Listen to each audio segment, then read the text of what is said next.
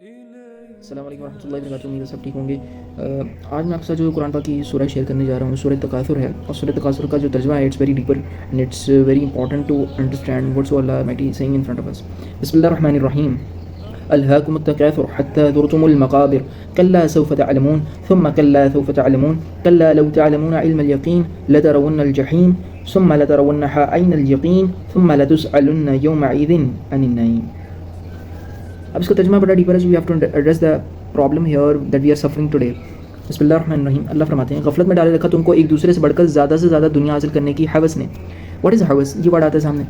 Which is not being necessary. You are following the path which is not being necessary for you. It's not your need. And what is not your need, then what it is your desire, want, right? And it comes where from?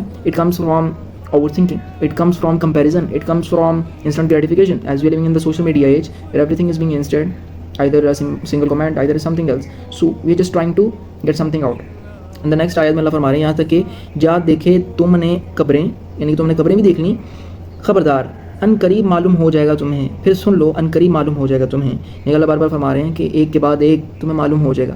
Take some time, you are going to end up just knowing this and frustrating yourself. آگے اللہ فرما رہے ہیں دیکھو اگر معلوم ہوتا تمہیں اس روشن کا انجام یقینی علم کی حیثیت سے تو تم ہرگز ایسا نہ کرتے. یعنی کہ اللہ فرما رہے ہیں کہ if you know that thing then you not ultimately go towards that path that you choose, right.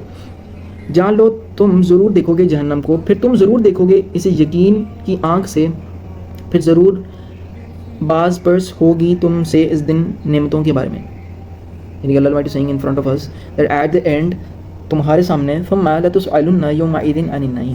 تمام جو چیزیں تم نے کی, تمام جو چیزیں تم نے چوز کی اپنی لائف میں, اس کو ڈیزائر اور وانٹ کا نام دے کر, it all sitting to be the part of your journey. You decided consciously and this is what Allah almighty آپ سے سوال بھی کریں گے.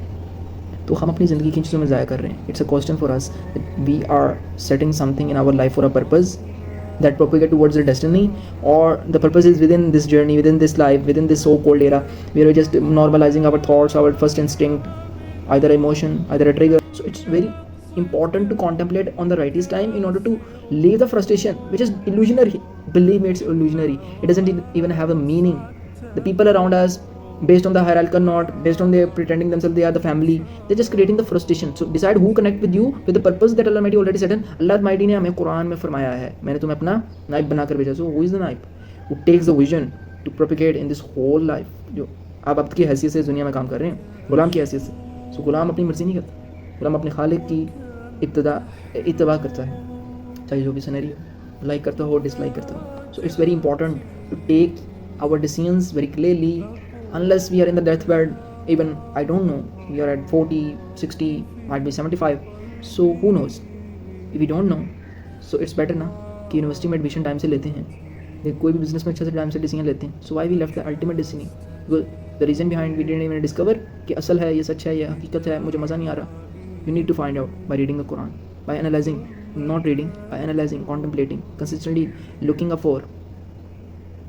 Okay, I wish this ayats bring such thing that we all need today.